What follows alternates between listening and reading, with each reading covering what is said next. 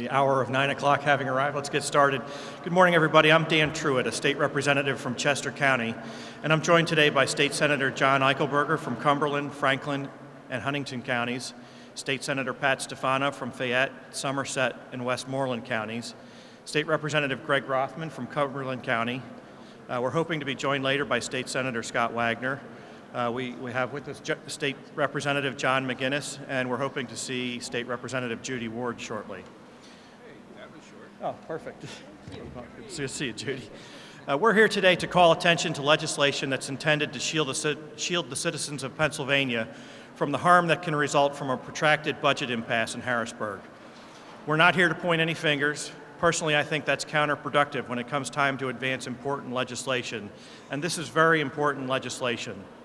No matter who you might think is at fault for the latest budget impasse, and no matter who you think was responsible for inflicting pain on our most vulnerable populations, I think we can all agree that we need to do whatever is necessary to make sure that if and when we have another budget impasse, the public is not caught in the crossfire. As a private citizen in 2009, I was outraged that my son's school could not purchase textbooks or pay its teachers because of a budget impasse in Harrisburg. I was outraged that senior centers in Chester County were talking about closing their doors. I was outraged that a disagreement in Harrisburg threatened to shut down a museum where I was planning to take 120 Boy Scouts to learn about the history of railroading. And I was especially outraged that it seemed to be that certain folks in Harrisburg seemed to be deliberately inflicting this pain and uncertainty on the public. So when I arrived here in 2011, I immediately started advocating for legislation that I introduced this term as House Bill 232. House Bill 232 would amend our state constitution to say that if we don't enact a state budget by the June 30th deadline, we would continue to use the spending numbers from the prior year until we did pass a budget. House Bill 232 includes provisions to reduce each line item in the budget proportionately in the event that the current year's revenue projections are lower than the prior year's revenue. In early June of 2015, I grew concerned that we were heading for an impasse, and House Bill 232 would not be any help because it was a constitutional amendment that needed to pass in 2 consecutive terms. So I introduced House Bill 1410, which would accomplish the same thing in statute by setting up a temporary emergency budget fund to receive all the revenues that would normally go into the general fund. The budget secretary would then be able to appropriate money from this fund up to the amounts appropriated in the last enacted budget. Now, passing one or both of these bills or something similar is too important and too urgent to be held up by pride of authorship. My colleagues here today have similar ideas that can be considered in place of or as amendments to my bills. I really don't care how we get this done. We just need to get it done as soon as possible.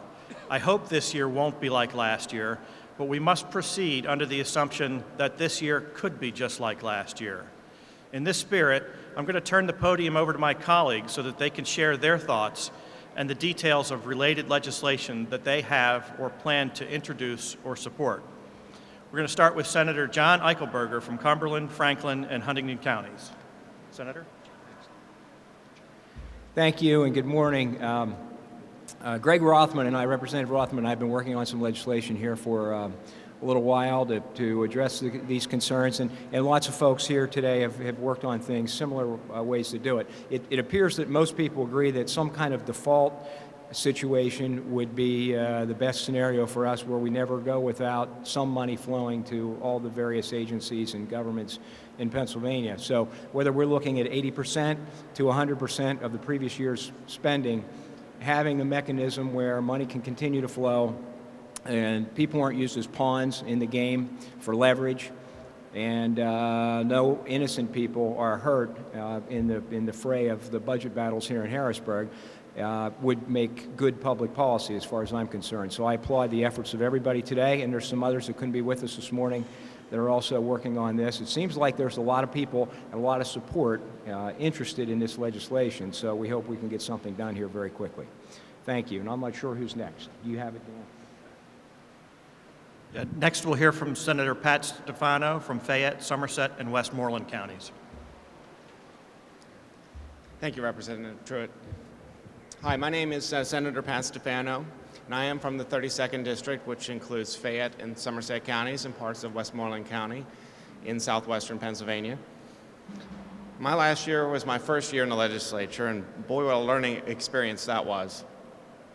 I've been told by people who've been involved in the budgeting process for years and years that they've never seen anything like this before in this budget crisis that we find ourselves in.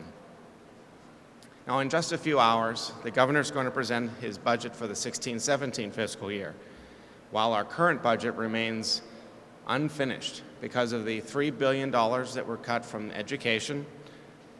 2/3 of the agricultural budget have been cut, and other arbitrary moves.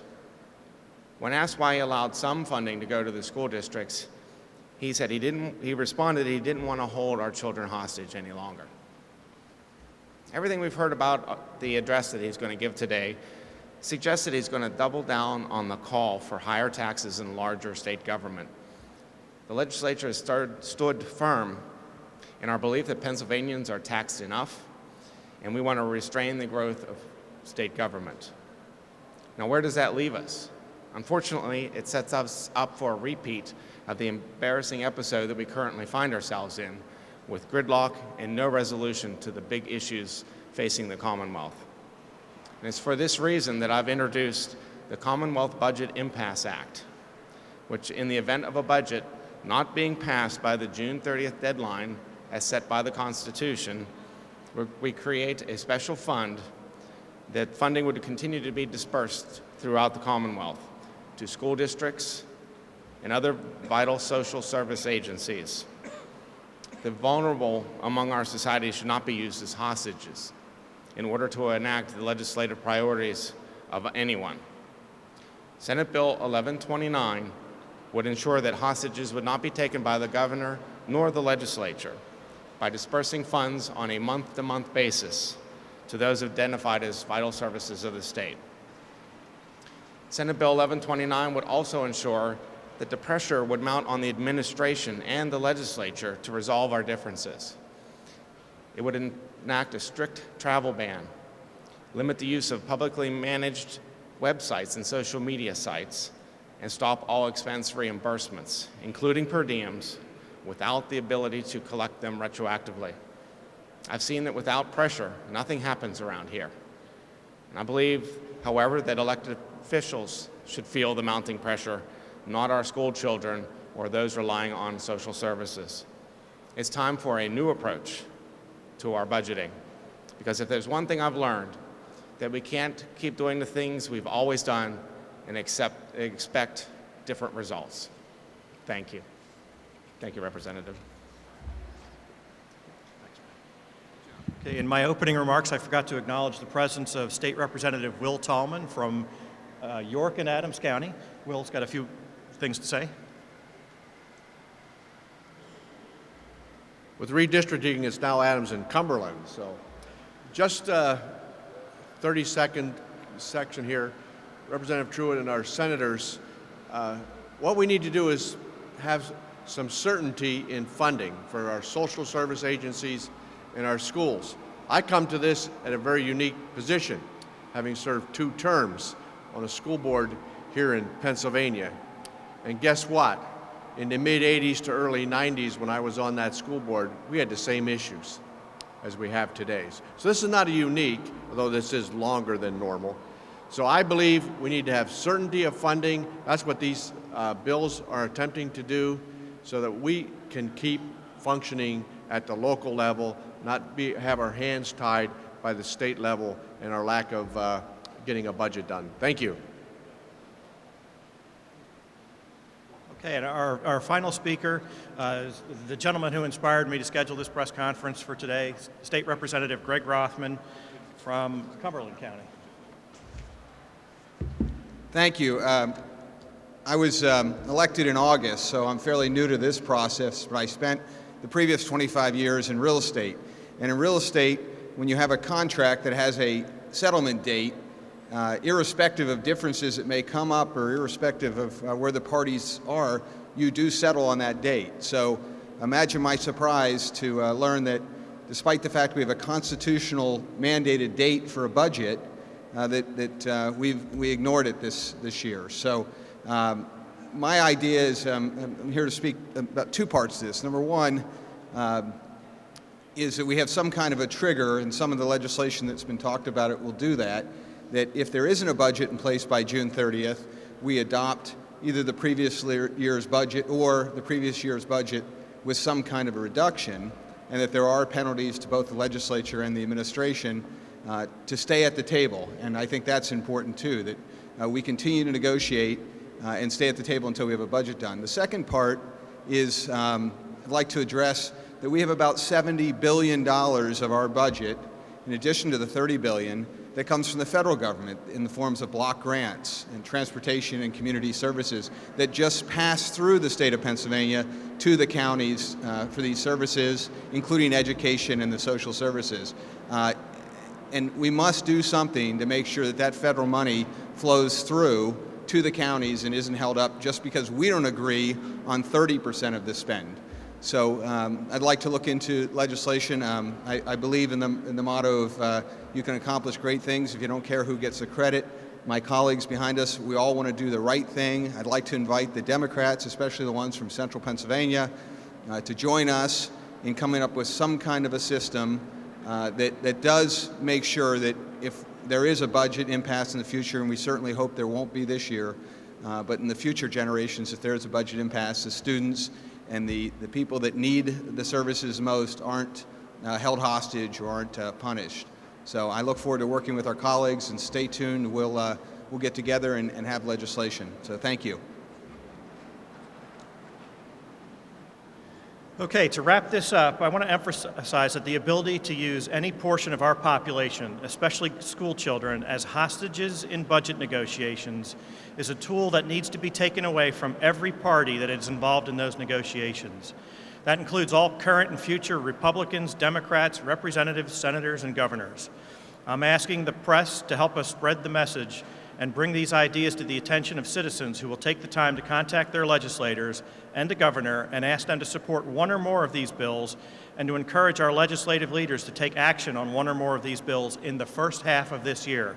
It's critical that it get done in the first half of this year, because we just do not want to go through again in 2016 what we went through in 2015. So I want to thank everybody who's attending today for covering this event, and we'll be happy to take your questions. Yes, sir.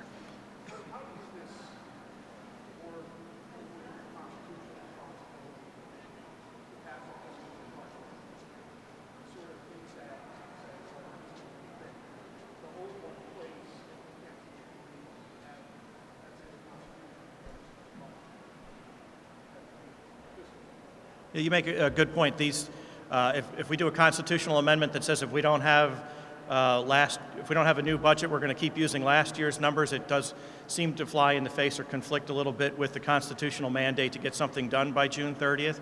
I think that we can work around that in a way that is constitutionally legitimate. But the important thing is we have to figure out how to get that done. I think it's more important to make sure that the citizens of Pennsylvania don't get caught in the crossfire again, and I think it can be done without violating the spirit of the Constitution. I'm trying to remember the exact wording of how it says. It says we have to pass a budget by June 30th. The constitutional amendment would say would alter that portion. The statutory thing would kind of be a fail-safe against, if for some reason we fail to meet that constitutional obligation. It's a little tricky. I'm counting on the lawyers in this building to help us figure out how to word it properly so that we're not violating the Constitution with the statutory change.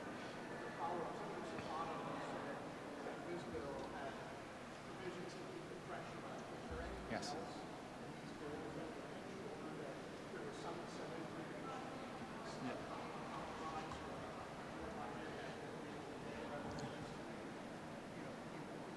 Yeah, that's a great question. It's not currently in either of my bills, but I'm certainly open to amendments to do things like zero out the legislature and the executive offices and everybody else gets the same amount of money they got last year until they pass a new budget. That's the kind of thing that you would hope they would do in the Appropriations Committee. I've teed up a vehicle that it's already in the Appropriations Committee. I'm hoping that the experts in the Appropriations Committee will take that bill up, make those kinds of modifications. Let's make sure that the only people that suffer are the people inside this complex, and that everybody outside the complex is at least held harmless versus last year. Do you want to add anything, Pat? I just want to add one comment. My bill that I introduced, Senate Bill 1129, only funds critical services, does not fund everything. So there will be things that do not get funded. So there won't be a continuation of last year's budget.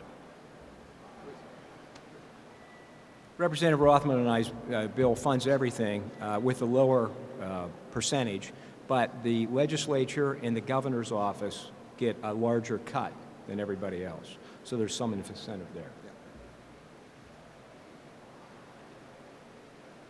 Are there any other questions? Great. Well, thank you all for coming today, and especially in the bad weather, and look forward to seeing you again.